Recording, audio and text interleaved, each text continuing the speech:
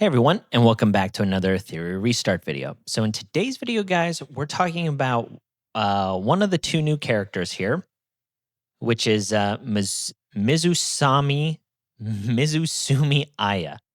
Um, we will eventually talk about Kokardi. The thing is I'm gonna have to work up to him because I really don't think you can fully showcase a character like this unless he's latticed. So, yeah, you got to stay tuned for this one. But I made a poll in this character one anyway. I do want to touch on two things before we get into that, though. And it looks like these prowess events are going to be a normal thing for new characters, which is great. I actually love this. I really, really like this. Uh, this game had kind of a revenue problem, right? Because there wasn't anything really worth buying other than lattices, and they just like spread them out here and there. So the fact that they give people another thing to spend money on is really great.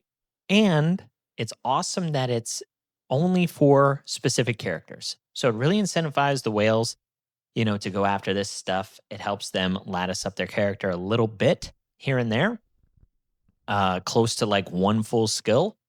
So that's cool. I think this was a great way to do this because the only other option was to sell more lattices, which they do every once in a while, like with specific events that you got to watch out for. But overall, I really enjoy what they did here. And then the other thing I want to touch on is they're offering character specific lattices for 3,000 gems. Now, this alone is not worth it, but the fact that you get some of these prowess materials as well as 500 reconfig chips, I think buying this for one of the two characters is worth it. The 3,000 gems gets you 300 runs in a shell dungeon. Okay. And if you are just recycling all of the mythic shells and all of the sheep epic shells that you're getting, you're on average going to get somewhere around from like 900 to 1100 of the reconfig chips over 3 days. So you're getting about half of your return on investment here, but you are getting a lattice. So I think it's worth it. But I really like that they're incorporating the 3,000 gems here. It's another thing, another reason for you to save up your gems, for events like this, which come like they only offer new animuses every like 6 weeks now. Like this will be running for 3 weeks. Then they'll go to like an LD character, and then they'll come back to the two RGB units. So this is pretty interesting. I like both those things. Now let's talk about this character. The thing is I think a lot of people misread this character, including myself, in a couple different ways, for the good and for the bad. Like she's worse in some ways that I thought, and then she's better in some ways than I thought as well. So I don't have any lattices into her, and she's only level 5. I'm not taking her to level 6 yet. She might be a character that I end up latticing. But again, I need to kind of pick between her and Cardi on who I want to dump additional lattices into. So her first skill, what we found out is there's a 10% chance to reduce just her skills. It's not your entire team, which makes sense because that would be way too good anyway.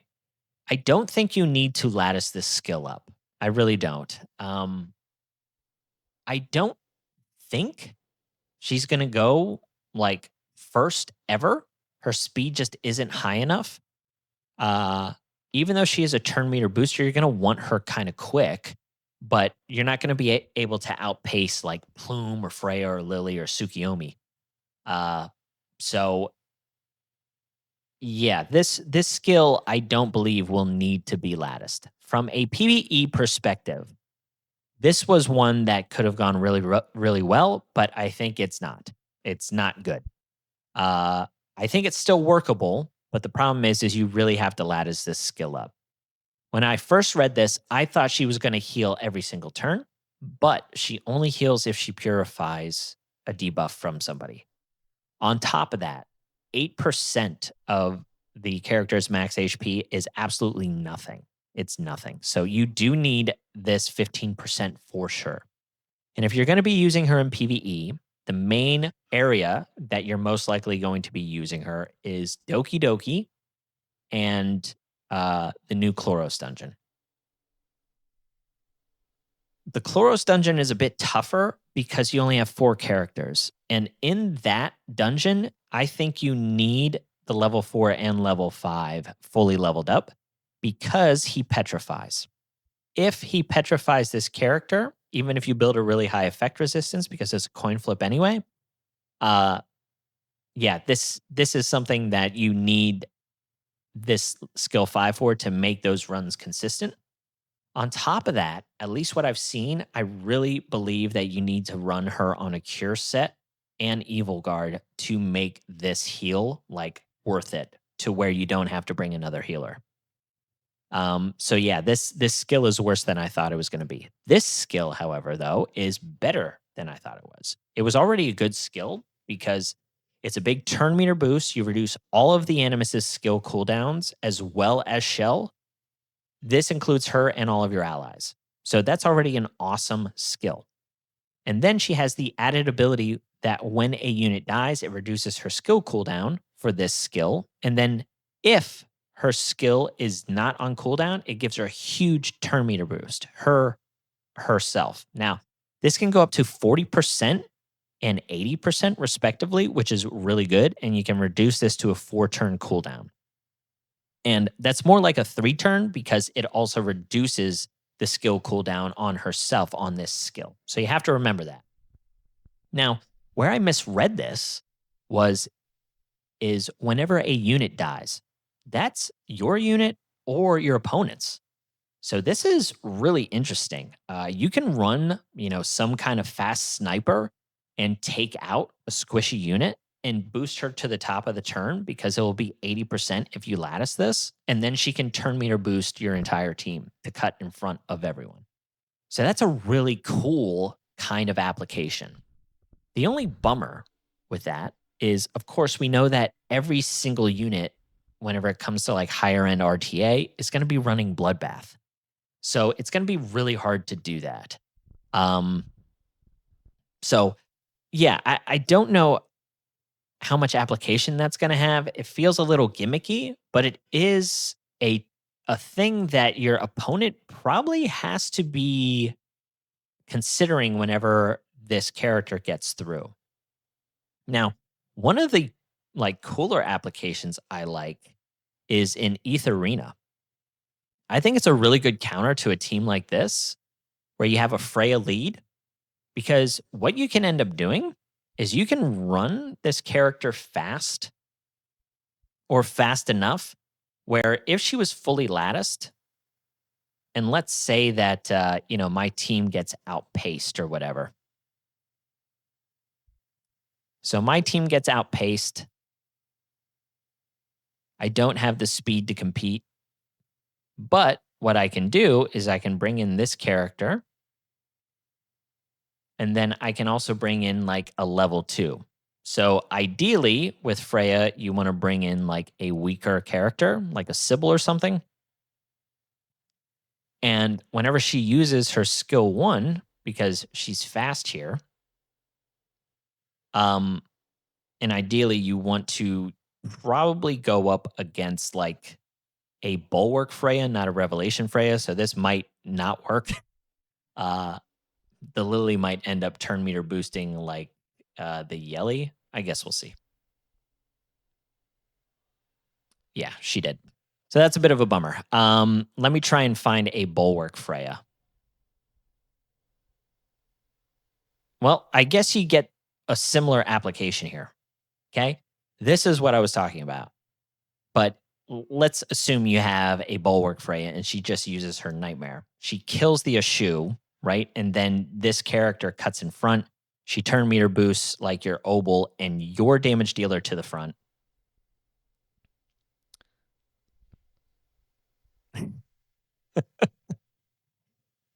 Now, if she was 80% and she got a bigger turn meter boost, then maybe my team would have went in front. But I think you guys get the application.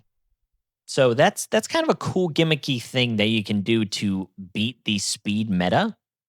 Also, if Plume's like the first lead, her skill 3 might be strong enough to kill a like a level 2 character that's at level 1. She should. So yeah, when it comes to uh like Doki Doki, one of the biggest challenges with Doki Doki is all of the debuffs that your uh that the enemy ends up putting up on your team, right? So she's a really cool cleanse, and she's gonna be a decent healer in this area. But I want you to see how weak the heals kind of are and why I believe you need to run her in like Evil Guard. So I don't I want these guys to attack us. So there's the speed down. So she is going to cleanse. Look how much life she cleanses from the lily. It's like it's absolutely nothing. It's absolutely nothing. I have zero idea how much that did, but it looked like 400 or something. So if that's what you're banking on, uh, I don't know that she's going to be a good enough, like, just healer on her own, right? Uh, but cleansing off, like the attack down, the stuns that the second wave does, I think this is a very, very strong character for like newer players that are still progressing through the game because I think pairing her and Ling Luo in this dungeon, I think is extremely strong. It'll be a slow grind, but you have the turn meter boosting, you have the cleansing, you have the double cleanse from Ling Luo. Because the thing is if Ling Luo's Whale Prayer doesn't go off or something like that, it could end up being a wrap. So it's a really, really good cleanse mechanic, along with turn meter boosting to just make sure that you keep cycling around. It's very good for your Casio the Reverie, all those things. So very good application here. The same issue kind of applies with Chloros when it comes to this character. Like you need to run another healer with her to make this work. So I was kind of just testing some things in here, but I was trying to get the point across of the amount of heals. Like you're trying to utilize just her as your healer, take advantage of her removing the petrification. So again, like no heals are taking place unless the boss ends up putting up the petrify. And they don't put up enough debuffs for her to be a consistent healer. So we had one speed down, we cleansed it, but barely did any healing. So our team is still weak, right? She does help with getting rid of that like defense marker that the boss has. The issue is just she doesn't keep your team healthy enough to where you still need to bring a healer. So yeah, that's kind of my problem with her. I do think that she's solid in Rango Kutsu as well. The continuing issue that I have with this character though is outside of like the gimmicky thing, when it comes to a healer and turn meter pusher, I think Fusho outclasses her in every way. The only thing that she has on Fusho is the cleansing, where Fusho does not have that. But Fusho herself does some okay damage, but she also heals, gives speed up to your entire team, and has really good turn meter boosting and sustainability, especially if you max her out. And again, remember, you have to level up this character to get the turn meter boost, the skill cooldowns, um, and the petrifying or the removal of the debuffs at 100%, even if she's controlled, it's like 8 lattices, right? Where here, I think you could make Chloros work without a second healer. if you brought in a 4 lattice Fusho. Uh, and then on top of that, like if you just want raw turn meter boosting along with like damage amp, Freya outclasses her there too. So it's really odd. The other thing that kind of bothers me about what they're doing with these characters is like all of the turn meter boosters are in green. I don't know why you didn't make her, I don't know, maybe blue. Does blue have any good turn meter boosters? You have Tsukiyomi, which is just one person. I guess Yang is your best bet there. Um, yeah, so there's no turn meter boosters there. In red, you have Red Kachi, I guess, Bientin, like single target turn meter boosting along with Dorothy. Like it's all concentrated like in one color. I wish they spread it out a little bit. But yeah, it's just odd. So when it comes to Rengo Kutsu, though, this is where you will be cleansing all the time. His side ads put up a bunch of different debuffs, whether it's attack down, you got heal block, all of those things. So she could be good here, but it's just the healing percentage. If it was based on her max HP, that'd be great. But because it's based on your allies, the character that she's healing's HP, it's just really, really subpar. So yeah, that's kind of my takeaway with her. I think she's just like a unique, cool character, but she's a bit gimmicky.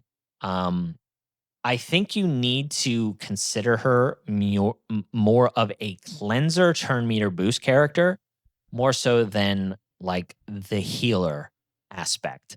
Um, it's just hard to see where she fits. I don't think she's bad. I really don't. I think she's got some really cool mechanics. I think this works extremely well in like Ember Trek. I also think it works pretty well in the Anti-Sync Echo stuff. So maybe she is just like a true crazy late endgame PvE character. That might be her niche, along with some, pretty good applications in PvP. Her getting a guaranteed cleanse on at least one of the debuffs through this level 5 skill makes her certainly viable in PvP against any kind of crowd control. But whether or not she's worth like lattice investment outside of her own lattices, that's tough to say. So I just want to make this video talking about some of those things that I've noticed or whatever. And want you to make your own judgment because it's kind of an account specific character, but I think she's more support uh, than she is like a healer. I thought she was going to be like a Sonya replacement, but in all honesty, she's kind of just like a what's this turn meter booster? Chiaki the Echo replacement. Like she's a better version of her. So anyway, that's all I got, guys. Let me know your thoughts below and catch you on the next one. See ya.